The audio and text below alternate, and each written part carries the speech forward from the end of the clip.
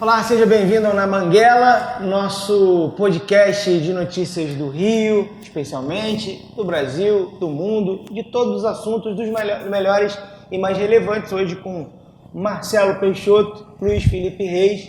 Vamos abordar alguns temas interessantes. De antemão, você que está vendo esse vídeo, você vai no nosso...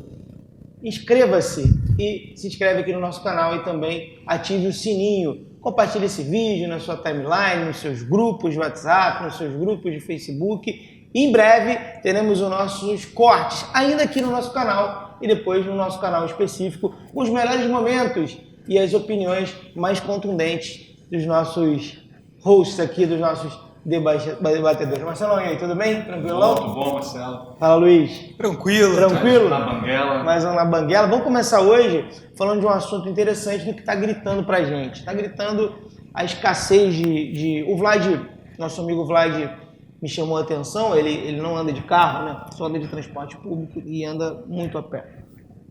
Chamou a atenção, especialmente aqui no Rio de Janeiro, que é o nosso recorte geográfico, a quantidade de pessoas nas marquises, nas ruas, aumentou exponencialmente. O aumento foi absurdo, absurdo. E, obviamente, a escassez de trabalho, de dinheiro, de oportunidade, tudo isso está gerando uma espiral, primeiro, de miséria. E já está começando a chegar uma espiral de violência. Tivemos aí uma semana no Rio de Janeiro com muitas balas perdidas, com inocentes e não inocentes sendo mortos, policiais baleados. Isso... Quem no Rio de Janeiro não dorme ouvindo o som do tiroteio? Como é que você está enxergando tudo isso, Marcelo? E como é que você está enxergando a nossa reação um pouco, não chamaria de blasé, mas um pouco resiliente a tudo isso? Marcelo, assim, a gente já conversava antes, lá no ano passado, né?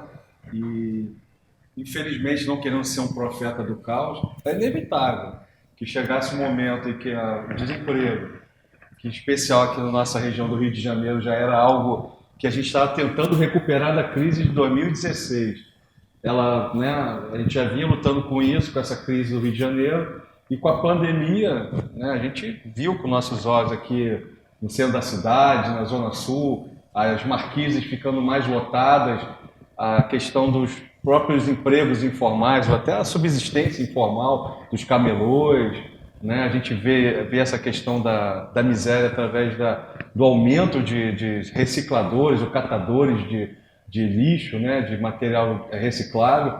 E a outra perna que vem junto com isso é o aumento da violência, né? Porque a gente sabe que, lendo matérias, ou até mesmo no nosso dia a dia conversando com esses catadores, ou então até vendo a dor do nosso próximo, sabe que nas comunidades já está havendo fome. Ou então a última pesquisa de que quase 70%, algo em torno disso, que não tem a certeza de ter comida amanhã nessas comunidades. E assim, não justifica a violência, né? É sempre um ato bárbaro e nocivo, mas a gente começa a entender. Se você não tem nada na sua geladeira e você não vê de onde tirar a renda, é inevitável que o desespero bata e a violência, infelizmente, é uma vala comum, né? Sempre foi da humanidade. E assim, a forma de combate, eu acho que, né, eu creio, né, que nós que andamos no Rio, trafegamos pela Zona Norte, da Zona Sul, né, a gente começa a ver, não só nas redes sociais, né, que costumeiramente temos aí alguns sites, né, alguns canais de informação já tem divulgado isso, mas também pela gente ver. Sim. Né, amigos, os assaltos, né, o furto aumentando, né, quadrilhas de furto de mercado, de furto de farmácias, e você vê que a violência ela vem crescendo. E ontem culminou com esse tiroteio em várias regiões da cidade, né, que é muito lastimável. E o enfrentamento que a gente, né, assim, as autoridades têm conhecimento disso, mas, obviamente, isso não está sendo divulgado como deveria, né, até para não trazer mais peso sobre os cidadãos. Mas, com certeza, há uma dificuldade de enfrentar quando a coisa começa a pulverizar, né? Uma espiral começa a ter muitos casos, né? E a gente já não consegue, começa a ficar preocupado, né? Qual a ação do Estado que será contundente e eficaz para paralisar isso. Porque para e passo temos uma crise, que ela não está parecendo que vai passar, né? Pelo contrário, né? Nós vemos aí que estamos atravessando um momento complicado, né? Então é de muita preocupação isso. E ontem foi lamentável aí, né? Perdas de vidas inocentes, perdas de vida que estavam lá no crime, ou dos nossos policiais que são alvejados. É muito lamentável tudo isso. Tudo triste, né? É, tudo muito triste. Realmente, toda a sociedade construída ao longo dos anos, ela se baseou na construção das leis e dos valores morais para frear alguns instintos. Só que um deles é imparável, que é o da sobrevivência. Quando você precisa sobreviver, é natural que você perca os seus freios morais, né? Então é natural que você vá registrar pequenos atos de violência, de sobrevivência, ou algumas funções ilegais, né, que não necessariamente são violentas, mas estão à margem da lei, de pessoas no momento. E aí tem várias coisas para serem analisadas. Você coloca a pandemia aí? Coloca. Mas não só. Tem todo um evoluir do tempo que levou o Rio de Janeiro, por exemplo, a mudar a sua forma de trabalho. Como, por exemplo, o trabalho informal, que explodiu no Rio de Janeiro de uma maneira impressionante pela incapacidade de produção da nossa cidade e também pela diversificação de trabalhos, como, por exemplo, hoje o trabalho digital. Isso, de uma certa maneira, até todo mundo se adequar, muita gente perdeu, em vários setores a gente vê, inclusive setores de ensino superior, por exemplo, a diminuição de possibilidades de trabalho, o que levou muita gente para a possibilidade de ter que empreender. E isso deixou muita gente na mão nesse meio do caminho. Você está falando aí, eu estava conversando com o Vlad no Maracanã. O Vlad ele tem vários, ele é discípulo de grandes cabeças, é um dos primeiros caras que tratou de Big Data, de banda larga. Isso tudo que a gente faz hoje aqui, eu vi, ninguém me contou, em 2007 ele fazia e não tinha banda larga no Rio. Ele comprou na Europa ou nos Estados Unidos, era um cartãozinho que quase enfim, ele já fazia. Em 92, ele trabalhava com o Fernando Pellegrino. O Fernando Pellegrino foi um cara que chegou a ser vice do Leonel Brizola, se não me engano. O Fernando Pellegrino, uma grande cabeça e tal, o Brizola era o governador quando da construção da linha vermelha, que foi tido como um feito, porque a linha vermelha até hoje não tem pedágio e tudo mais. Foi uma parceria do Collor com o Brizola. E facilitaria, em tese, o acesso ao centro da cidade dos que vinham da Baixada Fluminense. Facilitou de fato, mas ele já prevendo o caos que seria do trânsito e aumento de pessoas e tudo mais, ele fez a proposta. Com esse dinheiro, a gente colocaria banda larga em 1992. A gente elevaria a internet, uma internet de rede, e proporcionaria que as pessoas não precisassem sair da Baixada. Elas trabalhar. Isso em 92 ele já pensava nisso. Isso é uma realidade que a China adotou. A China foi a primeira a adotar e talvez tenha sido muito valiosa essa decisão para a China, o crescimento econômico da China, que era o trabalho em casa. As pessoas não precisavam ter 2, 3 horas de deslocamento, se elas poderiam trabalhar já, produzir já de casa. Aumentaria a produtividade, aumentaria a renda, diminuiria os custos e tudo mais. Essa é uma realidade que a gente ainda não conseguiu adotar no Rio de Janeiro. A gente está fazendo isso a força, a maioria das pessoas não tem nem inclusão digital. Não dá para a maioria das pessoas aqui trabalhar em casa, elas não conseguem nem ter acesso a isso, né? Então é um estado de coisas que revela, gente, um atraso. A gente está com um delay time para o mundo civilizado, para o mundo que está competitivo muito grande, Marcelo. Não sei quanto tempo a gente vai sobreviver a isso, não. Essa pandemia, ela demonstrou isso, né? Muitas pessoas correram atrás de se adaptar, ter uma velocidade maior, aí descobre que as operadoras são piores do que se imaginava, né? E que há uma dificuldade de atendimento a isso, né? E essa exclusão digital também é uma questão que fomenta essa questão dos excluídos, da violência, né? Que também vem, como é o instinto de sobrevivência que leva a isso. E realmente, assim, essa pandemia veio para meio que ver o joio e o trigo, né? É isso aí. Realmente, assim, nos assusta, né? Eu vejo a pandemia como um acelerador do processo, não como a grande vilã nessa história. Não. O Rio de Janeiro... Seleção natural, né? Sim. O Rio de Janeiro ele já vinha nesse processo, isso que o Marcelo toca é muito importante, porque as pessoas têm dificuldade de caminhar por outros horizontes, porque a gente vê que o trabalho formal ele só vem caindo. Inclusive num debate político há não sei quantos anos já, no início do século, 2002, por aí, houve uma discussão entre... Era o candidato do PSOL, que era o Plínio, falando do governo da Dilma, criticando, falando sobre acordo e valorização do salário mínimo, e ele criticou de uma maneira muito interessante o Plínio de Arruda Sampaio, dizendo o seguinte: olha, você fala em aumento do salário mínimo, mas acho que na época era 80%, 70%, 70% dos trabalhadores não são sindicalizados. Então, quer dizer, essa política do salário mínimo, se naquela época lá do 2010, alguma coisa assim, já era desimportante no cenário como um todo. Agora é bizarro. Agora ela é bizarro, não faz nenhum sentido, porque poucos vão ser atingidos, poucos trabalhadores vão ser, a menor parte vai ser atingida. E se você analisar hoje, por exemplo, a gente pega aqui o exemplo do governo, foi lançar o auxílio emergencial, imaginando que beneficiaria 20 milhões de invisíveis, essa era a conta, e o número era de 60 milhões. Quase um país inteiro. É um país inteiro, se você for levar. É a população da Inglaterra, 60 milhões, um pouquinho menos. Então, só aí a gente percebe o quanto o Brasil falhou enquanto projeto. Porque um país que tem 200 milhões, ele deveria incentivar mais a produção, deveria incentivar mais a criação de empregos. Quem cria emprego é o mercado.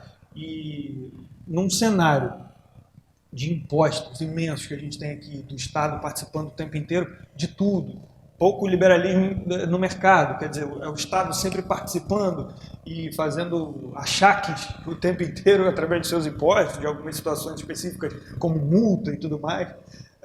Isso dificultou muito a produção aqui brasileira, e a gente tem uma população hoje invisível, que o governo não sabe quem é. E obsoleta, né? E obsoleta. Está ficando obsoleta, né? Seres humanos obsoletos. Então a gente tem um caminho muito difícil pela frente. A gente permitiu, com um país imenso como esse, uma coisa... O auxílio emergencial brasileiro, diferentemente do britânico e de outros lugares, nessa pandemia, você vê que ele foi quase que ineficiente. Ele ajudou aquelas pessoas por um período, mas não durou 4 meses.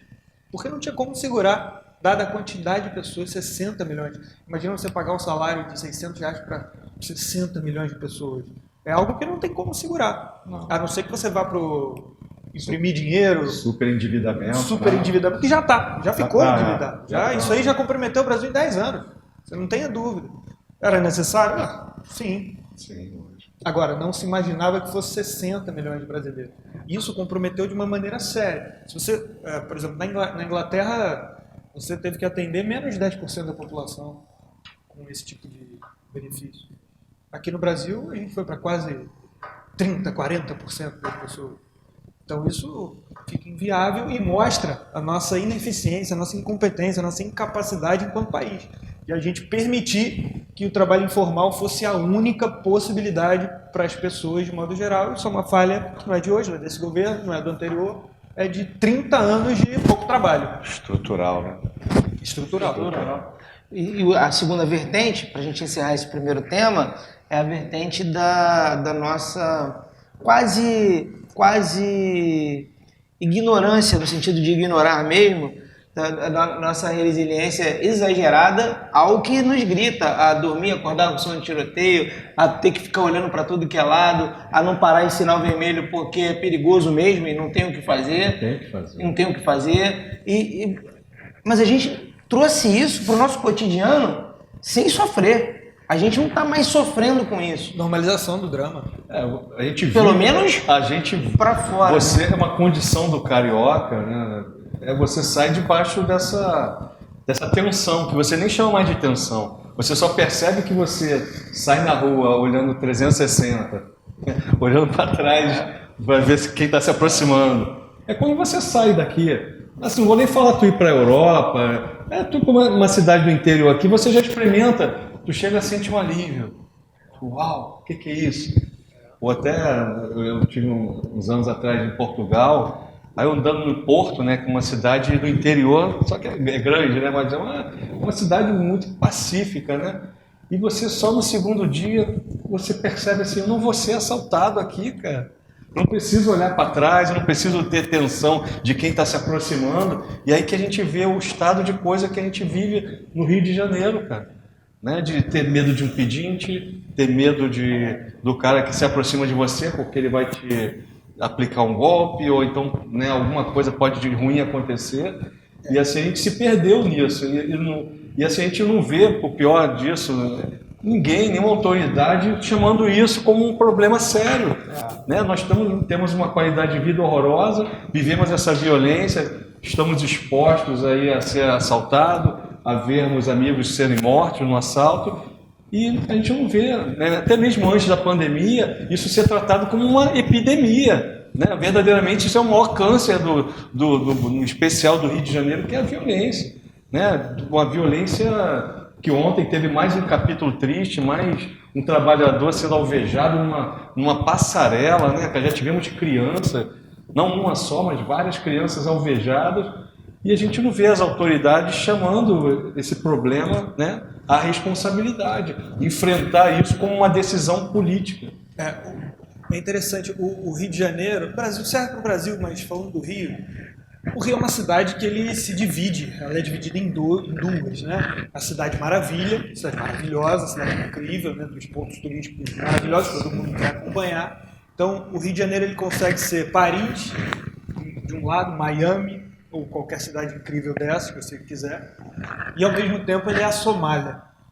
Em termos de serviço, em termos de condições, ele é dividido em dois. Então, a desigualdade social ela é aterradora para esse cenário de violência. E outra, o poder paralelo dos traficantes, hoje já dividido com as milícias e tudo, ele conseguiu criar uma cultura. O poder paralelo ele criou uma cultura nas comunidades. Quem mora em periferia, ou quer dizer, subúrbio, favela, sabe bem que as crianças que fazem parte ali, elas gostam de posar como bandido, por exemplo, gostam de falar, gostam de usar esses termos. Ou seja, já é um comportamento cultural. O menino de 10 anos, 11 anos, é claro que vão ter os sonhadores, que têm outras referências, claro, vão ter as exceções, mas a grande maioria já está ali pensando daqui a 3 anos conseguir comprar um tênis, porque eles sabem bem, e essa é uma realidade que a gente construiu, que esses meninos não vão ter a chance no mundo legal, no mundo real, no mundo do asfalto. Eles não vão ter oportunidade, eles vão estudar numa escola ruim, vão ser segregados, na hora de fazer um vestibular eles não vão passar, porque os outros estão mais bem preparados, e eles não têm um horizonte. Alguém dá uma sorte, vira jogador de futebol, vira um ator, um cantor, um funkeiro, vira, claro, pode acontecer, mas são raríssimos, exceção total. A massa vai ser prejudicada por um sistema de desigualdade social terrível nesse Miami Somália que a gente vive, chamado Rio de Janeiro. Verdade. A gente continua ainda tendo como única forma de ascensão social nessa classe ser jogador de futebol, pagodeiro, né? Mas fora isso, não temos, cara. Não temos. Pagode acabou, né? Agora é só funk, né? Não, nem foi. Acabou o evento, né? Nesse momento o cara joga bola. A gente tem uma realidade. Você não tem uma mudança, cara. Você não tem a questão da esperança de você dar para essas comunidades. O tráfico, ele virou, hoje o tráfico ele já se consolidou com tantos anos de poderio e de força, né? E até de ostentação dos traficantes, tem muito dinheiro e tudo, então compram coisas caras, né? Tem carros e tal, tênis da última linha, importados e tudo isso. Isso acaba sendo uma referência para quem quer empreender. Um dia eu vou ser o chefe do morro tal, um dia eu vou ser o gerente aqui dessa boca. A criança começa a pensar. Então, o tráfico de drogas ele é imparável no Rio de Janeiro, porque ele criou raiz, é como um clube de futebol, que você vai torcer para o Vasco da Gama do início até o fim da sua vida, para o Fluminense do início ao fim da sua vida. O tráfico, ele conseguiu virar algo cultural, uma filosofia. É a única chance que aquele menino vai ter. E é verdade. Talvez seja a única chance dele. E é interessante, cara, que até tem uma história, não vou citar nomes aqui, nem o local da comunidade, mas assim, eu conheci o garoto, né, ele um moleque, um garoto normal, gostava de jogar bola, tinha até um certo talento. E ele era, assim, pais separados, mas assim, a família cuidava, né? Uma parte da família se empenhou em orientar. com 12 anos eu perdi o contato com ele e no Facebook eu passando assim, apareceu a foto dele e ele com um baseado, um cordão assim de ouro, né, com cifrão. Eu já olhei assim, cara, não acredito, cara. E aí eu liguei pro tio dele, ele falou, pô, infelizmente, cara, a gente fez tudo para esse garoto, levou para jogar bola, né, a gente tentou ensinar, né, a levar para a igreja, né, a gente pegou no pé dele para estudar, mas fez 18. Detalhe, nessa comunidade, o líder, ele mesmo, né, conhecido desse tio do rapaz, ele foi até ele, cara, eu não vou deixar ele entrar. Mas de tanta insistência do garoto de eu quero entrar, ele chegou em um determinado momento, ele chegou pro tio do garoto, cara, eu não quero que ele fique, mas ele quer, vou fazer o quê? E hoje ele está lá plantado, 18 anos, 19, com um fuzil e acha que isso é vida, cara. E tem uma família legal, mas esse poder, essa atração do tráfico, né, dessa questão das menininhas, de ter o tem, de estar com uma arma, achar que tem poder, isso aí realmente, para quebrar essa cultura hoje maligna, né, é muito difícil, cara. E a gente não vê o Estado fazer nada. Né? A única coisa que o Estado hoje faz é virar a cara e deixar a milícia e eles se pegarem. Eu vou além. A única coisa que o Estado fez foi tirar o mínimo de diversão que os caras tinham, condenando na pandemia os caras a não terem nem pôr um baile, nem uma pelada. O Estado não dá nada pro cara. E quando o cara se aglomera lá 3 horas da manhã, pra pelo menos ter alguma coisa na vida, já que o cara não consegue nem ver o YouTube, não consegue ter escola, não consegue ter nada, o Estado vai lá e marreta. O Estado não. O Estado e nós. Vem o helicóptero, o Globocop chega lá e fala, tá vendo? Tá tendo um pagode lá. Né? É que não pode aglomerar, apesar de eles morarem um palmo. Não, eles já moram um palmo do outro. Eles só podem aglomerar em casa, com 100 no... 8 no... claro, no mesmo kitnet. A ciência ela pode falar vários argumentos, né? A gente está numa pandemia, então a infectologia é muito importante. Mas sempre em toda pandemia, outra ciência fundamental é a sociologia. Você tem que fazer um estudo social do ambiente que você está para saber o que é possível e o que não é. Vocês vão reparar, todo mundo já deve ter reparado, que a utilização de máscara ela é muito mais popular, né? A gente pode dizer assim, na Zona Sul. Nas melhores condições de vida. Ela é mais simples. E por que nas comunidades é menos popular e menos utilizada a máscara? Porque as pessoas já normalizaram o risco. O que a gente está falando, o que o Marcelo falou agora há pouco sobre... A gente se acostumou, a gente não exterioriza mais esse drama que a gente vive. Porque de uma certa maneira já se neutralizou, já se normalizou. Porque você vai dizer o seguinte, não usa máscara? Pô, negacionista. Mas essas pessoas, elas já negam uma realidade de drama, elas já naturalizaram. Quando você naturaliza um drama sem exteriorizar, sem demonstrar, e às vezes sem nem sentir, você já está negando aquele fato. Então, o que seria um vírus? O que seria a necessidade? Como é que você vai convencer essa gente que fica escapando de bala perdida na periferia, na favela, que sai de casa sem saber se vai voltar, que às vezes tem que dormir no centro da cidade porque não tem dinheiro para volta e está trabalhando lá? Aí você vai dizer que não, você tem que botar máscara porque você vai pegar esse vírus. É difícil emplacar esse discurso para quem tem menos condições, para quem precisa se virar, para quem precisa sair para trabalhar. É muito difícil, cara, porque é um desespero total. O discurso ele ignora a vida real, gente. Exato. Pô, isso aí não A Miami não quer saber da Somália. Não quer saber. A Miami carioca não quer saber da Somália carioca. Isso aí. Foi, pô. É fato, óbvio, cara. Eu cito um exemplo clássico de alguém que é até muito, que eu conheço muito bem e que tinha uma cuidadora, quando chegou mas a cuidadora de idosos morava na Rocinha, né? E aí quando veio a pandemia, a primeira atitude foi mandar embora, porque morava na comunidade e assim, cara, ali a realidade ela se desnudou para mim muito rapidamente. Tanto que eu fiz muitos textos sobre isso logo no início. A minha comadre, inclusive, parou de falar comigo. Porque qualquer um que já tenha frequentado na faculdade de biomédica hoje se acha cientista, né? Sim. Qualquer um. O cara pisou uma semana na faculdade de fisioterapia, não sei nada contra, eu acho fisioterapia incrível, de nutrição, de medicina, do seja o que for. Uma semana ele acha que é cientista, pô. Ele já se acha cientista. E eu disse o seguinte, cara, você precisa ser... Uma coisa que está me gritando é que até agora a gente viveu sob muitos riscos num lugar como o Rio de Janeiro. Muitos riscos. Risco da violência, risco de toda sorte. A gente viveu. E nunca ninguém se importou com a vida de ninguém. Eu só tô achando estranho que nesse momento esteja todo mundo se importando com a vida do outro. Não, nesse momento, inconscientemente, a galera percebeu que dava para separar Miami da Somália. Dava, porque essa separação se deu de uma forma muito mais cruel. Evidente que se você afastar todo mundo, e eu vivi muito essa experiência, eu lembro de ir no Piscinão de Ramos um dia à tarde, e ali, exatamente no piscinão, fiquei sentado, o piscinão era fechado, só um cara da Colômbia limpando, não tinha ninguém na rua. E aí eu perguntei pro cara, pô, não tem ninguém na rua? Tem outros lugares que tem gente na rua, não tem aglomeração. O cara falou assim, não, aqui não pode, tem uma milícia aqui agora, sai na rua, o cara que saiu na rua deram um tiro na perna aqui. Tá todo mundo em casa, um tiro na perna, o cara da Colômbia me falou. Lá no piscinão, a comunidade tem no piscinão de Ramos, é um piscinão, tava sentado no piscinão. E aí, o que tem um nome, mas eu não sei o nome, mas é ali no piscinão. E aí eu saquei, eu falei assim, pô, esse é o grande momento, porque o cara tá com Netflix, tranquilão, o cara tá pedindo iFood, tranquilão, o cara tá em casa na vida normal, sem ser filmado, não é a vida do Big Brother.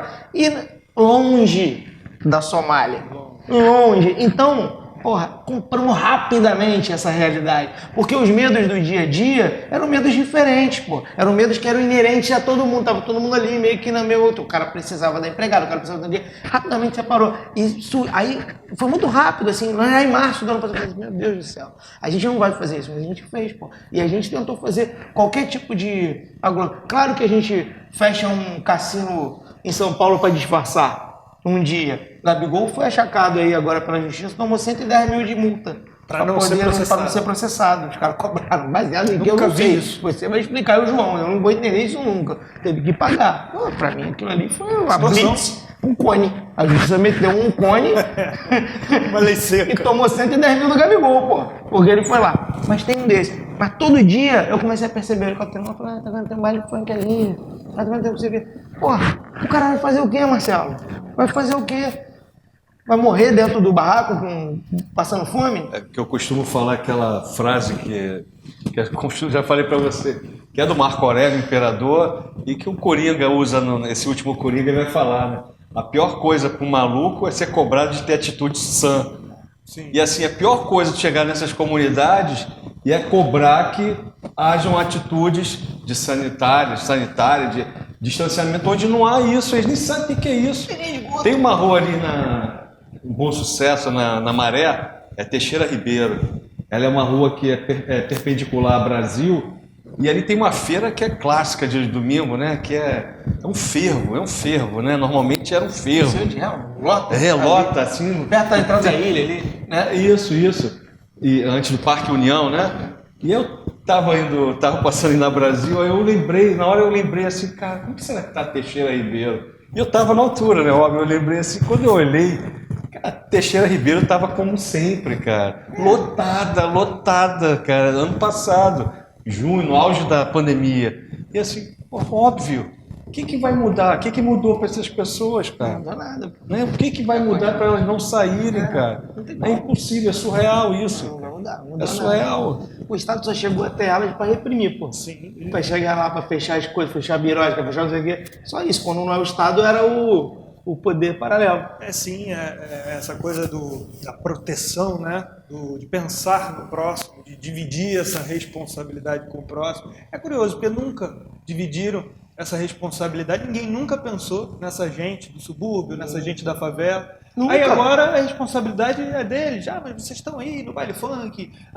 Como é que é? O cantor Belo incentivou isso é um absurdo. Incentivou a aglomeração. Invadiu uma escola? Como? O tráfico? O tráfico domina? Coisa. É uma hipocrisia, né, cara? Eu particularmente não gosto da música do Belo, mas é um cara trabalhador aí, né? Um cara muito simpático, né? Com todos nós, todas as questão de gosto, mas pelo contrário, uma das maiores demonstrações de casal feliz de gente boa foi ele com a mulher dele que eu tive lá, fiquei esperando um dia que a Incrível. Juliana Paz tinha sido assaltada, lembra? Na entrada eu tive que esperar para entrevistar a Juliana Paz. A Juliana Paz não quis falar, a Juliana Paz tomou um assalto, ninguém sabe disso talvez, mas com um fuzil na cabeça, chegando na Sapucaí, assim, no túnel Santa Bárbara. Quase morreu. Desesperado, foi para um camarote que a gente estava lá perto e tal, mas onde estava o Belo. Ela não desceu, o Belo desceu com a mulher dele, Graciane. O casal, pô, super low profile, o casal maneiro pra caramba, pô, eu trocando a ideia, ficamos batendo um papo ali, eu falei com ele, pô, o casal é incrível, ele já tinha tido essa experiência, e o cara maneiro, o cara trocando ideia, o cara, pô, legal, Isso é um apaixonado. absurdo, cara, é um absurdo. Aquilo é um absurdo, Absurdo. aquilo é um absurdo, entendeu? Então, essa responsabilidade não é correto jogar em cima desse povo tão maltratado que nunca ninguém teve responsabilidade. Eu lembro até de uma cena, uma das mais patéticas que a gente viu aí das manifestações políticas, um político famoso lá de Pernambuco, né? Do Ceará, né? As lágrimas chorando, pensando nos moradores de rua, que ninguém estava dando atenção a eles. O que seria dos moradores de rua? Copiosamente chorando, né, cara? Um espetáculo, cara, como se os mendigos, os moradores de rua fosse um fenômeno novo. Estão aí, cara, estão aí. O próprio Rio de Janeiro aqui que a gente, né, vive. Quanto tempo a gente já está vendo essa progressão, cara? Nada se faz. O coronavírus é inegavelmente seríssimo, né? Uma pandemia terrível. Só que essas pessoas que são cobradas aí por sua irresponsabilidade, elas vivem coisas muito mais pesadas. Mais pesado. Então elas já estão Não acostumadas tem a opção, naturalizar. não tem opção. Qual é a outra opção, cara? Elas vivem a vida inteira naturalizando diversas opressões, o tempo todo. Vem uma pandemia, um vírus, é letal? Mas muitas coisas são letais. A vida, a história de vida foi letal com elas. Boa parte delas nem eram para estar vivas. Algumas delas estão vivas na sorte, por todo o cenário. Aí agora você vai cobrar de, bota mais, cara, pense no próximo, enquanto você está passeando com o seu pincher em Ipanema. Buscou com uma vida de facilidade, uma vida de conforto, uma vida de segurança maior. Né? Sim. É uma segurança muito maior. Fui assaltado, mas nem se compara com o que as pessoas passam. A única preocupação do trabalhador pobre da favela é botar o filho para estudar, tentar desesperadamente livrar ele do tráfico. Quer dizer, quando essa criança tem um pai ali presente por todo esse cenário caótico, né? Livrar a criança dessa possibilidade e torcer para ela não tomar um tiro na cabeça na volta para a escola, seja num conflito entre policial e traficante, ou seja num tiro de traficante, enfim, qualquer coisa. Então, essas preocupações diárias, elas naturalizam. Essas pessoas já naturalizam o risco. E aí o vírus é um risco que a pessoa nem considera. É um pluzinho. Sim, não tem como considerar. Quem vai considerar é o cara que tá bem de vida, está tranquilo. E aí esse não naturaliza o risco. Né? Não. Enfim, mas diz muito sobre nós, né? Vamos voltar a esse assunto em outros programas. Vamos falar do Ney Day. Neymar, impressionante, Marcelo, como sem se posicionar politicamente, sem ganhar uma Copa do Mundo, embora seja um craque, nem nada disso, o Neymar consegue ser um popstar, né? Ele consegue ser respeitado dentro do campo. O Guardiola, inclusive, deu uma declaração sobre ele, claro, que vai enfrentá-lo, né? Deu bota mel em minha boca, né? Quando o homem de Neto, vou te enfrentar, eu joguei lá em cima, né? Guardiola não nasceu ontem. Essa tática aí até o Pelé tava, né? Pô, deixa eu tirar foto aqui, zagueirão. Claro. Pô, tu que é o butinudo, né? Pelé chegava pros butinudos, né? Deixa eu tirar foto com você, joga muito, hein? Ouvi falar de você, hein? É isso, também não dá pra... Eles vão estão se enfrentando. Mas é de fato um jogador especial, é só você ver, desde que ele saiu do Barcelona, o Marcelo despencou, não consegue mais chegar, né? Passou várias vergonhas e tal. Mas mesmo assim, ele não atingiu o ápice da carreira técnica. Se machuca muito, vai e tudo mais. Aliás, a gente está começando a falar sem pronome, está começando a se acostumar, né? Vou vacinar. Não, você não vai vacinar, você vai ser vacinado, vou me vacinar. Não vai. Vacinar, quem vai vacinar é a enfermeira, ela vai vacinar. Né? Então, a galera está começando a acostumar aqui a esse tipo de coisa. Bom, e aí, Marcelo, como é que explica esse fenômeno? O Neymar, 3 dias de trending topics, Pô, sendo que o adversário é o favorito, inclusive, tudo mais. Fora tem esse grande jogo aí, né, que vai acontecer. É Dois hoje, jogos né? confronto, são dois quais. É hoje, a gente tá gravando hoje na primeiro? quarta, é o primeiro jogo, mas tem... Então, isso aí por si só já atrai os olhos para esse grande desafio de Guardiola versus Neymar. E assim, essa questão de ele não ficar o tempo todo dando opinião, né, se metendo em assuntos que... Assim como eu gosto muito da frase da Ivete Sangalo, que ela não meta em política, porque eu não sou política, eu não sei, eu não posso defender uma ideia que eu nada sei, só para agradar um grupo. Eu acho que assim, isso mostra que as pessoas não gostam de chatice, né, cara? O Neymar não se torna um cara chato, né? Como muitos aí que acabam usando desse viés de ser opinadores em qualquer tipo de assunto, né? Esse especialista genérico que nós temos em redes sociais, que se colocam como, né, opinadores, tem que dar opinião sobre todo e qualquer assunto. O Neymar, ele surpreende, embora já tenha sido cobrado por isso, né, por não ter uma atitude, ser chamado de garoto, leviano, de egoísta, embora ele tenha projetos sociais muito interessantes. Lá em Santos ele tem um grande projeto social, né, um cara que não precisa estar em rede social ajudando, né, mas ele, além de fazer essas coisas, ele não se mete, né? E assim isso mostra também que o povo também precisa de ter um ambiente que não haja essa chatice, né? Porque muitos desses que a gente vê opinando também a gente sabe que é só opinião, né? É ligar o celular, fazer um discurso e nada vivem daquilo. É mesmo. O Neymar, eu não sei, eu até tinha uma opinião do Neymar, que é um garoto meio bobo, meio marrento, mas vendo algumas reportagens dele, eu vi que é um garoto normal, né? Assim, que é colocado com o mundo aos seus pés, né? Pela sua riqueza, pelo seu talento. Eu acho que ele tem um viés, né? O que ele cresceu junto com esse universo de redes sociais, né? De fazer disso uma ferramenta de divulgação da arte dele e também do jeito de viver dele. Então, assim, ele sempre passou esse lado dele, né? De amizade com os amigos, as baladas, aí também usa isso comercialmente, né? Cada fotozinha, cada foto do Instagram dele vale uma fortuna. Ele construiu isso. Então, acho que ele está acima desse negócio, né, cara? Ele não precisa de estar dentro de uma bolha, de pertencer tanto, né? A uma bolha que, se eu falar contra, eu não consigo crescer. Eu acho que ele está acima disso. Ele, pela popularidade dele, futebol, e também, com certeza, conduzir isso com muita sabedoria, né?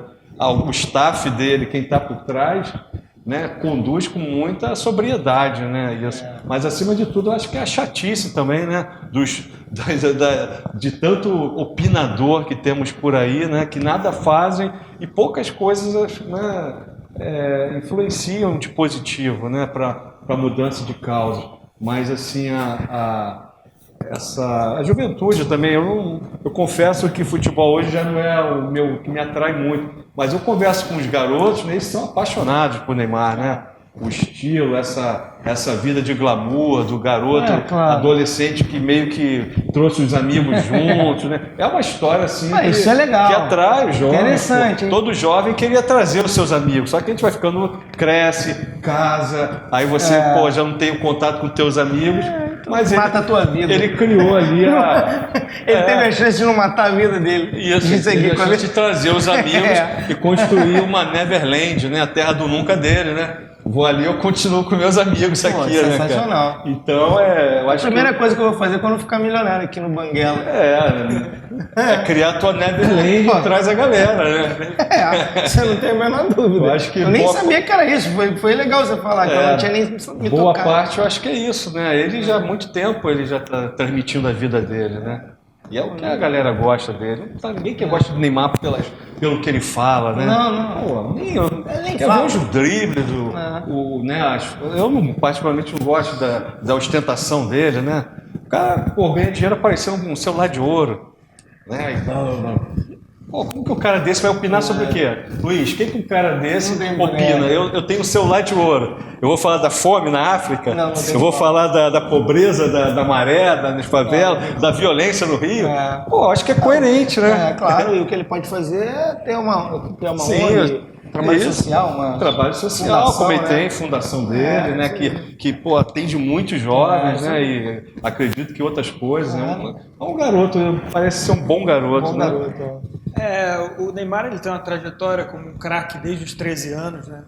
De ser muito adulado. Isso, evidentemente, eu acho que afeta a personalidade e, eventualmente, ele tem uma atitude ou outra que possa ser reprovável. Isso gerou nele, muito garoto, desde garoto aqui no Brasil, muita rejeição, iniciada no meio do futebol, entre analistas que achavam que... É claro, vale destacar que o Neymar ele está no olho do furacão. Que olho do furacão é esse?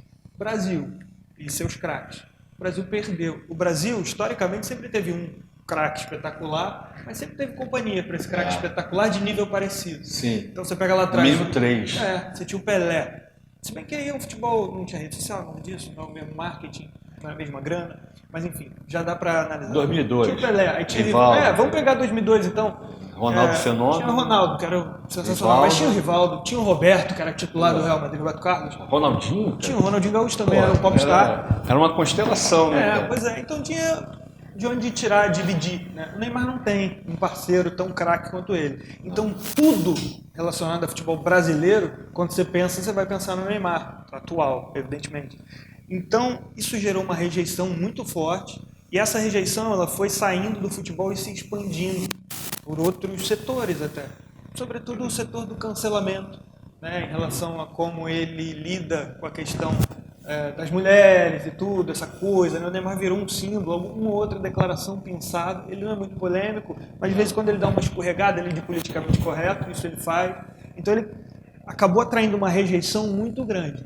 Só que o Neymar é um craque espetacular, então quem gosta de futebol, não todos, mas principalmente a molecada que vê no Neymar um artista, né? Um artista que a gente não tem mais, teve vários lá atrás, vê no Neymar um ídolo que, apesar das possíveis falhas ali pessoais que cada um vai julgar, eu não vejo nenhum problema, vejo igual você, acho que ele é um garoto adulado desde pequeno, então eventualmente vaidoso demais, né? Aquela coisa personalista muito, mas ele faz a parte dele, ele tem lá ONG, me parece um cara normal, mas que, claro, com esse agravante, se é que pode dizer assim, de ter sido desde pequeno paparicado por todos, né?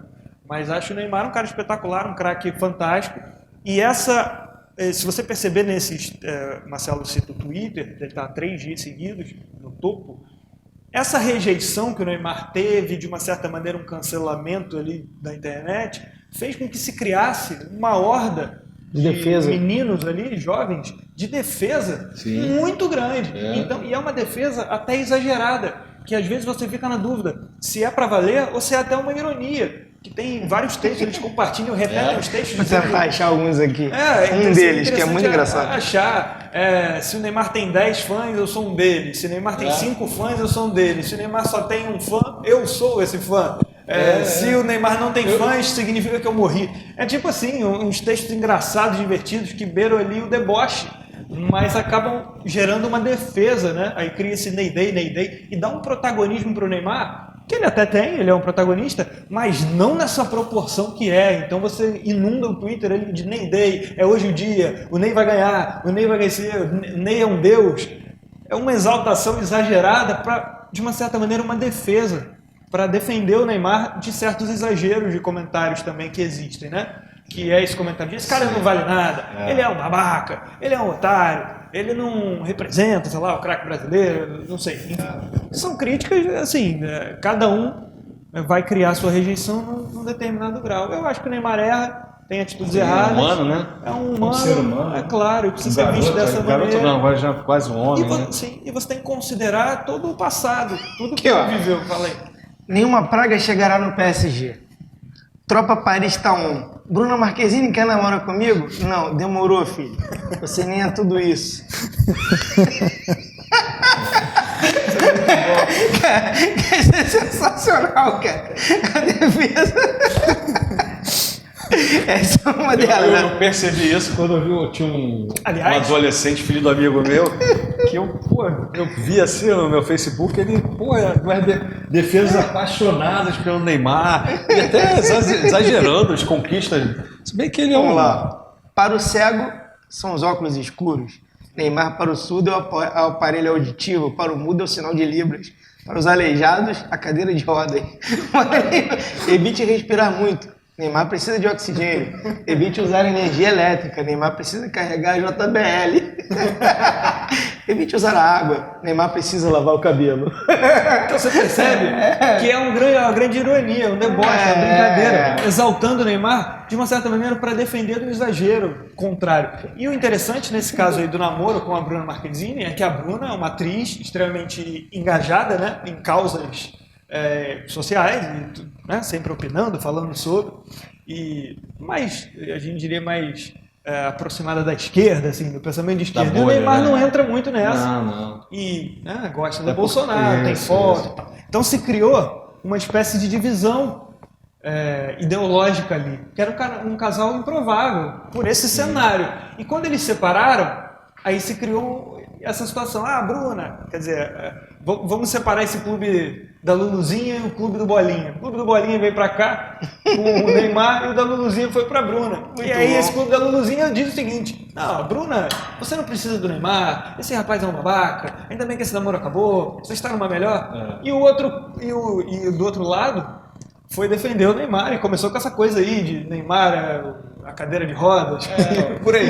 Acaba sendo aquele herói, né? A vida que o jovem gostaria de ter, né? Sim. É o cara que teve uma ascensão bilionário aos 28 anos, né? Neymar é um cara bilionário, né?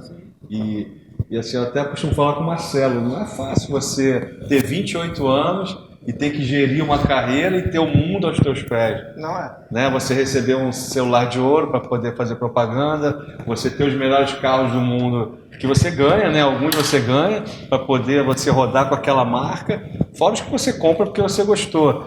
Né? Então, assim, eu acho assim uma vida bem complicada, né? Apesar de não, né? Mas você ter esse monte de ofertas e se manter um cara íntegro, pô, é brabo. Você ser aquela história, o cara ser pobre, ser humilde é obrigação, né? Agora o cara ser rico e manter a humildade é um desafio. É complicado. Né? Então, assim, eu vejo, às vezes, o Neymar, né, cometendo essas galhofas, né? Mas, cara, eu, assim, não acho certo não, mas vou julgar o cara. Com 28 anos não tava com essa bala. Eu vou dizer que as pessoas gostam do Neymar, essas que defendem, mas eu acho que elas gostam mais de combater um cancelamento ali. Eu acho que é uma coisa se criou essa oposição mesmo. Tipo, de exaltar. A vitória do Neymar virou a vitória contra o cancelamento, de uma certa maneira. Portanto que o Neymar foi cancelado. No episódio do suposto estupro, né? Que o Bolsonaro botou ele, abraçou também. ele. E assim, ali foi um momento que eu fiquei assim, agora, o que vai acontecer com o Neymar? Que ali foi um momento de o ícone, né, das redes sociais, uma acusação gravíssima, né, de uma coisa que as feministas...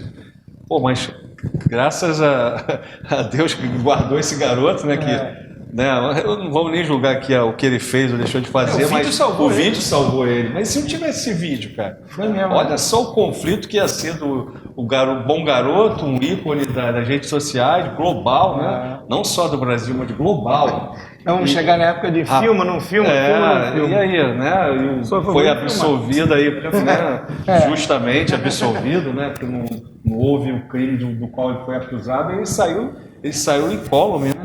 Saiu incólume. E isso aí acaba alimentando também, né? Ele, né? Fale mal, mas fale de mim, né? É a máxima, né? Da mídia, né? Das propagandas. Fale mal, mas fale de mim. Só não me esqueça, né? Aliás, as críticas ao Neymar, elas geraram um comentário muito curioso logo após a Copa de 2018 do Edu Gaspar, que era o diretor ali da seleção brasileira, né? Ele dizendo que ele diz que eu teria muitos problemas se eu fosse o Neymar, dizendo assim, como é difícil ser o Neymar. Tipo, ficou uma coisa meio ridícula essa defesa ao Neymar, mas ela destaca isso, né? Porque se criou a ideia do Neymar como uma vítima do ódio ou da rejeição a ele ou do cancelamento que seja, e se criou uma rede de proteção. Isso é muito interessante, esse fenômeno do Neymar. Porque eu acho que é menos idolatria ao futebol dele e mais proteção. Ele deu uma melhorada, né, cara? Acho que ele fez uma meia-culpa ali. Ele tá mais normal, né? Acho que depois dessas burdoadas da Copa do Mundo, né? A frustração de não ter conquistado, a seleção não ter ido bem, ele mudou, né? Ele tem mudado aí até as aparições dele, a idade também ajuda, né? Ajuda. Mas ele está bem diferente, né? Nas colocações, Sim, né? sim. Nas posições dele. Né? Legal. Bom, agora antes de encerrar o nosso Na Banguela este é o quarto episódio, né? Quarto episódio. Nosso quarto podcast. Vamos falar um pouquinho sobre Tira e Bota Renan. Renan Calheiros, que seria o relator da CPI da pandemia, velha raposa felpuda da política nacional, um homem... É o maior, né? O maior, vivo, né? Vivo eu pessoalmente respeito muito, assim, as raposas felpudas, né? Ele tem um passado de negociação interessante, ele é uma autoridade ali, mas é um cara muito polêmico, muitos problemas na justiça e tudo mais. E aí, acho que foi uma ação distribuída pela deputada Carla Zambelli, né? Foi, Zambelli. Conseguiu uma liminar para que ele não assumisse como relator. Essa liminar tinha alguns problemas e tal. Na decisão, falava em eleição, o relator não é eleito, ele é escolhido e aí não foi recebido pelo presidente. Pelo presidente da CPI. E por isso, como chama o presidente do...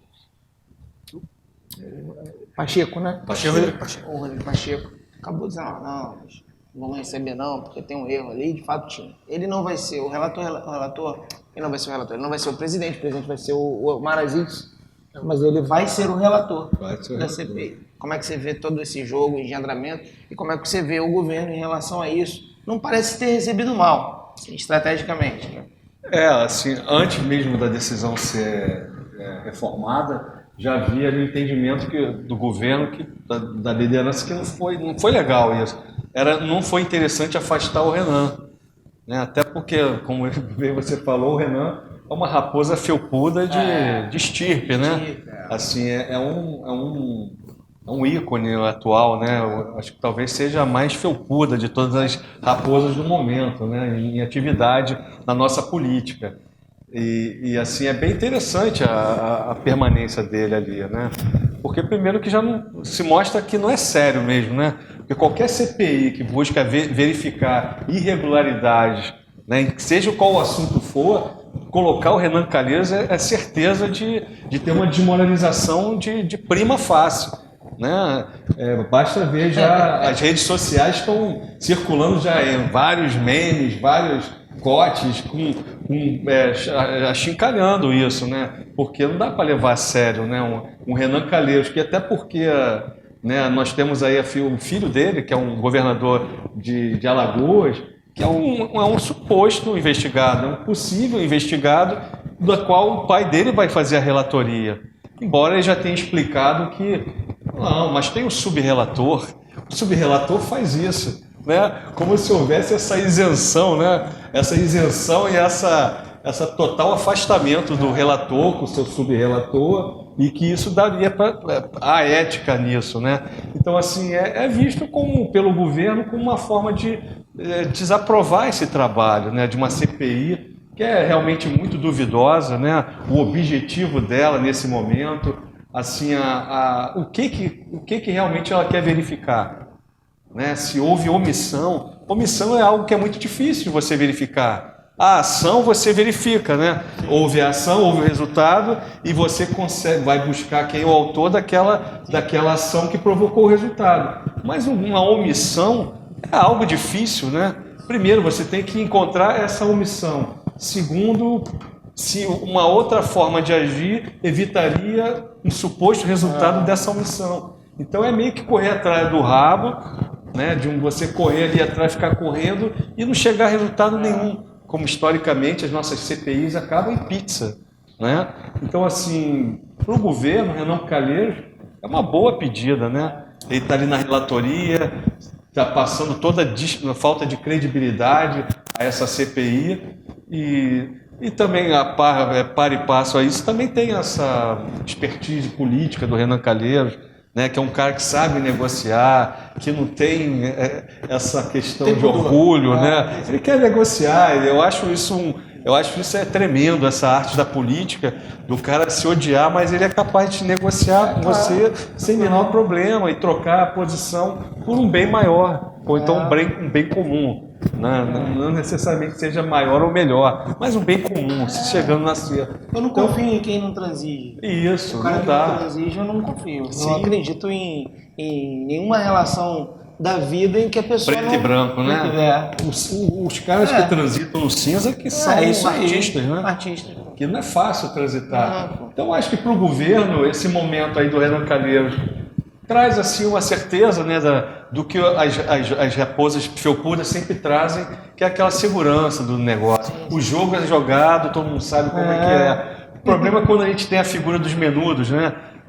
Que quando chega um menudo, né, que é aquele cara que chega cheio de novidade, e aí que esse causa um alvoroço, porque você não sabe como ele age. Renan Calheiros é um velho conhecido, não vai agir diferente do jogo que é jogado em Brasília, ali no Senado. Eu acho que, como a gente estava conversando aqui antes com o Luiz, há um momento ali que vai ser usado como palanque para próximas eleições. Senadores que serão futuros candidatos farão ali o seu palanquezinho, vão falar ali as coisas que lhe convém falar, e vai acabar numa grande pizza isso, né? Uma grande pizza, porque, né, é difícil nesse momento você parar, até mesmo... Será que esses senadores vão querer ficar ali dando mole para a Covid, né? Poucos são jovens ali, a maioria são senhores. Vai ter que ter momentos de reunião. Será que eles estão a fim de se arriscar em estar ali? Não vão. Então acho que isso caminha para uma grande pizza, né? E assim também, ou o caso contrário também, é começar a querer culpar, né, o governo federal, na figura do presidente Bolsonaro, de atribuir a ele culpas que... Como será isso? Vai ser um jogo de adivinhação, como já tem algumas acusações pré-elaboradas de que o governo demorou muito, houveram 11 propostas. Ora bolas, eu boto meu carro para vender, eu recebi 5 propostas, mas tudo abaixo do meu interesse. Eu sou obrigado a aceitar propostas? Claro que não. E obviamente, né, que eles esquecem de falar que a cada recusa nas propostas há uma fundamentação jurídica. O Bolsonaro não atua sem uma assessoria, sem a AGU, né? Sem cada passo e cada ato dele é vinculado. Ele é é o presidente, é o líder do executivo e age de acordo com a lei. Então, assim, eu acho que ao final vai ser uma grande perda de tempo e que com certeza não vai chegar a resultado prático nenhum para o povo. Sim, e é bom destacar também, Marcelo, que eu acho que o primeiro passo aí, eu acho que o que vai ter mais materialidade, não sei nem se seria esse o termo não, mas que vai ter mais onde trabalhar dentro da CPI, talvez vai ser a recusa das vacinas. Eu acho que vai ser mais esse caminho que eles vão buscar. Só que é bom destacar que ele poderia comprar 30 milhões da Pfizer, era essa a proposta de que ele recusou em agosto? Algo assim. 20 milhões. 20 milhões? Esses 20 milhões, cerca de 3 milhões poderiam ser usados até aqui, né? Porque seria para o ano inteiro, distribuição durante o ano inteiro. Então, na prática, mesmo que tivesse comprado lá atrás, ela não faria esse efeito tão intenso, não. Não seria tão diferente. O Brasil vacinou 38 milhões, teria vacinado 41. A diferença seria nenhuma para fazer alguma diferença. É claro que salvaria uma vida aqui, talvez uma ali e tal, mas no todo, no cenário da pandemia, não dá para cravar que faria uma diferença muito simbólica, não. Até porque as vacinas já foram compradas e estão chegando aos poucos, até o final do ano, a expectativa é que todos estejam vacinados. E aí vai ser um novo capítulo de pandemia que a gente só vai saber mais para frente. Sobre o Renan Calheiros, eu acho que o governo federal, tal qual a oposição de esquerda, o governo federal ele também vive muito das narrativas, de vender suas narrativas, né? Há quem vai comprar ela inteiramente. E eu acho que quando você coloca como relator o Renan Calheiros, você está dando de presente uma narrativa a ser metralhada em todas as redes. Né? Já está sendo, né? Já emplacou essa narrativa. Não acredito, diferente de vocês, em inocência de parte nenhuma aí. Não, claro que não. Não acredito, já falei isso pro João, pro Marcelo, falo de sempre. Eu acho que eu acredito no teatro de operações, completamente no teatro de operações. Eu não acredito em inocência, nessa guerra, eu não acredito nessa guerra, eu acredito nessa guerra pública. No privado, não acredito. Os caras se assustaram. Uma vez o Bolsonaro saiu da casa do Toffoli, não foi? Gente, tu acha que os caras vão decidir isso na frente das câmeras, pô? Vão decidir o futuro do Brasil na frente? Os caras vão decidir tomando um vinho, vão batendo um papo. É o que eles vão fazer. É assim que tem que ser, inclusive. Sempre tem método. E ela vem, e a CPI vem. O teatro público tem um limite. Claro, o teatro público, a gente está confundindo o público e o privado. A gente está confundindo isso na vida pessoal. É verdade. A gente está agindo como deveria agir publicamente no privado e agindo como deveria agir privativamente no público. A gente confundiu, a gente misturou. Tomara que esses caras não misturem, porque eles são a última barreira. Se eles misturarem os três poderes, misturarem isso, o que eles fazem publicamente, tudo bem, porque eles estão entregando pra gente o que a gente quer. É briga, é desentendimento e tal. Se eles confundirem isso na surdina, a gente acaba. Eles são a última barreira de bom senso, na minha opinião, independente da qualidade técnica, de você gostar do presidente, do presidente do Congresso ou do STF. Eu acho que eles são a última barreira. Tem um teatro ali, eu sempre enxergo isso. E torço mais do que enxergo. Eu enxergo e torço. Porque se essa barreira cair, se essa vida pública for misturada com o que eles fazem no privado, aí acabou. Aí a gente não vai. Aí é barbárie. Sim. É barbárie, gente. Pô, é barbárie. O Obama foi o cara que mais traduziu isso pra mim, assim. Um sedutor, um cara, um humanista. Bin Laden. Buf. Foi Bin Laden, né? Pena de Bin Laden. Mata o Bin Laden. Pô. Guerra. Espionagem. É guerra, bicho. Espionagem. O Trump foi o único que não fez nenhuma... Claro, porque ele usava no Twitter a guerra dele. Sim. Então é um ingênuo.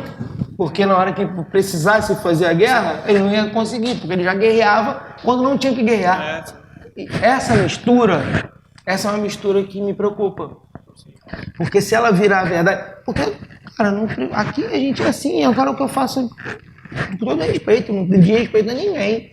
Na minha casa, na sua casa, não, eu não vou me meter na sua casa, bicho. Agora as pessoas querem meter na casa. E aquilo ali é a casa da política brasileira. Então, não é a casa da mãe Joana, mas a gente quer que transforme, porque a gente transformou as nossas vidas em casas da mãe Joana. Sim, é verdade. Tudo que você coloca é muito real na medida que você percebe que o Bolsonaro ele chega até aqui, diante de uma pandemia, que ele teve um posicionamento controverso, né, difícil, tomou muita pancada e continua mantendo a sua base de votos. Então, tudo leva a crer que tudo isso foi bem pensado. Até o posicionamento diferenciado do senso comum a respeito do combate à pandemia foi bom para ele na medida que fidelizou um grupo e eu diria que tirou um pouco até não sei se é esse o termo, mas tirou um pouco da independência, acho que independência é o termo melhor, desses eleitores dele em relação a outros horizontes até. O Bolsonaro ele fidelizou como um sócio torcedor. Ele fez um plano de sócio torcedor. Verdade. Porque ele vendeu várias narrativas, algumas com 90% de verdade, outras com 20%, outras com 5% de verdade, outras com 95% de verdade. Foi vendendo as narrativas e foram sendo compradas. E por uma multidão. E o Bolsonaro até hoje tem muita defesa em rede social. Isso é impressionante, isso me impressiona, porque qualquer político em outro momento já teria se rendido. Você vê o Dória é um exemplo de um político que não consegue manter muito as coisas quando se sente pressionado. Eventualmente volta, chegou a aumentar o imposto recuou da carne, recuou, vai e volta, porque sente a pressão. Sente, opa, eu não vou ter defesa. O Bolsonaro, porque ele talvez não consiga vender narrativas tão bem, né? Ele precisa da narrativa do senso comum, ele precisa da narrativa da TV Globo, por exemplo, ele precisa do mainstream. O Bolsonaro descobriu que o caminho dele não é mainstream. Que o mainstream vai olhar para ele e vai falar, pô, você é uma figura patética aí, não quero você. Vou te descartar. Então o Bolsonaro percebeu que ele precisa ir do outro lado. E tudo que ele faz é sempre do outro lado. Ele sempre tem uma versão, ele sempre tem uma narrativa para ser vendida, às vezes com bons fundos de verdade, às vezes com uma boa sinceridade, e às vezes com exageros, com mentirinhas. E assim vai. Ele vai construindo e vai fidelizando nesse grande plano de sócio. O Moro. que ele fez com o Moro? Ele acabou com o Moro. Acabou com o Moro. O PT está há 10 anos tentando destruir. Quantos anos tentando destruir o Moro? Ninguém 5 conseguiu. anos. O Bolsonaro destruiu o Moro. Cara, pelo amor de Deus, isso é óbvio. E chama o cara de burro, né, cara? Cara, acabou com o Moro. Mas isso aí, cara, tem muito de carisma, tem também. tem um negócio que a gente tem não... coisas natas ali. Vem com ele. Ele, assim, nesse momento, ele retrata o povão. Essa galera do senso comum, né? De que ao mesmo tempo eu preciso ir trabalhar, né? Eu tava vindo de Uber e eu conversando com o Uber é batata, cara. Eu tenho medo, eu sei que o negócio é sério, mas eu preciso sair para trabalhar. Né? Como é que faz? E aí o único cara que está falando isso é quem? O Bolsonaro. Claro. Aí, como que essa CPI vai querer levantar essa bola de que as condutas, que Bolsonaro foi tomar sopa lá na favela, que Bolsonaro deu um mau exemplo, quando as pessoas que vivem a vida real, mas é isso, como que eu vou fazer? E como que a CPI vai contra esse povo? Porque eles estão na bolha ali, né? Aliás, essa movimentação política, algumas, sei lá, né, se é algum fundo de preocupação com os números das mortes, né? Mas o que a princípio parece é só mais uma tentativa de ataque dos opositores, né? Já visando a eleição do ano que vem. Mas assim, como que uma CPI vai contra o povo? Não tem como. O senso comum do povo. Que eu particularmente, como eu, né, desde março do ano passado, Marcelo, a gente se fala e assim, Marcelo, é preocupante, mas se tiver que sair, eu vou ter que sair. Eu vou ter que fazer o que tiver que fazer, né? Botar máscara, usar o álcool. Mas como que é ficar em casa, cara? E essas pessoas aqui que eu vejo passando na rua pedindo comida, o catador de reciclado sem máscara, cara. Pandemia você precisa respeitar a sociologia. Você tem que olhar para o povo, para as pessoas, para as reais condições. Só que todas as orientações de senso comum, elas não compreenderam. Elas não entenderam, não colocaram no mesmo pote, foram orientações de bolha. Bom, fica em casa. Beleza, eu sou funcionário público, vou continuar. Não. Home office aqui. Eu sou o quê? Sou empreendedor, tenho meu bar, eu trabalho de ambulante, trabalho. Pô, então desculpa, essa tua recomendação não serve pra mim. Vai matar, você vai me matar. Não tem como seguir isso. E não vou seguir. E as pessoas não seguiram mesmo. Elas deram o seu jeito, funcionaram de meia porta aberta, enfim. E assim foi se construindo o nosso cenário. E aí você diz que quem não tem essa realidade de ficar em casa, ou seria um negacionista, ou um irresponsável, terraplanista, que seja, genocida, não dá, genocida, qualquer coisa que vai usar. Não dá, fizeram uma orientação genérica, sem considerar a realidade do povo de modo geral, desses 60 milhões de invisíveis que foram descartados mais uma vez, como sempre foram e são diariamente, e na pandemia foram também. Então, é complicado, esse é um cenário muito complexo. E sobre ainda a CPI, muito importante para todos os envolvidos ali, em seus interesses pessoais, né? Não estou nem dizendo que a CPI da Covid ela vai fazer grande diferença, porque não vai. Ela não vai chegar a uma grande conclusão. Mas ela vai gerar discursos. Quem é de oposição vai lá chamar de genocida, aquelas coisas todas, toda a narrativa ali bem construída e apoiada, né, mainstream, a gente pode dizer. E do outro lado, quem é a situação vai poder puxar o saco do Bolsonaro à vontade, né, vai poder falar ali, o presidente que pensou no povo, que pensou no povo. Enfim, vai ser aquela batalha de narrativa como sempre. E finalmente, senadores, eu imagino que vai ser mista, né? Então, deputados vão participar. Sim.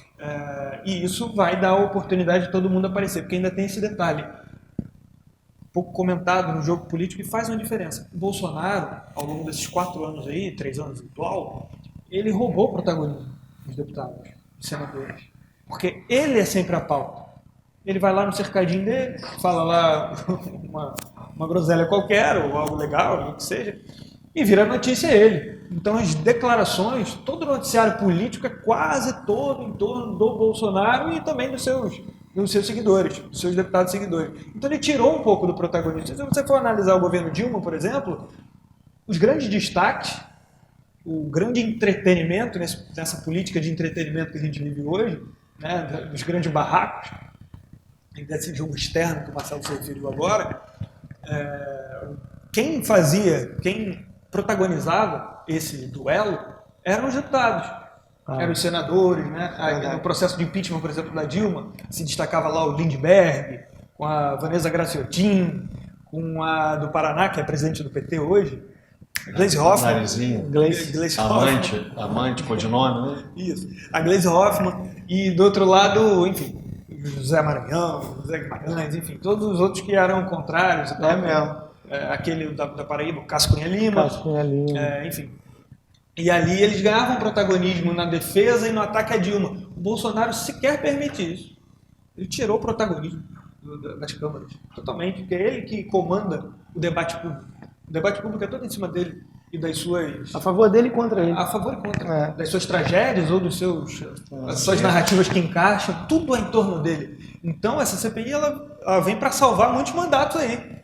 Porque muita gente aí acaba rodando no cenário por falta de apelo, visibilidade, de protagonismo. Elas perderam um pouco esse espaço. A CPI vai devolver para esses políticos. É isso aí.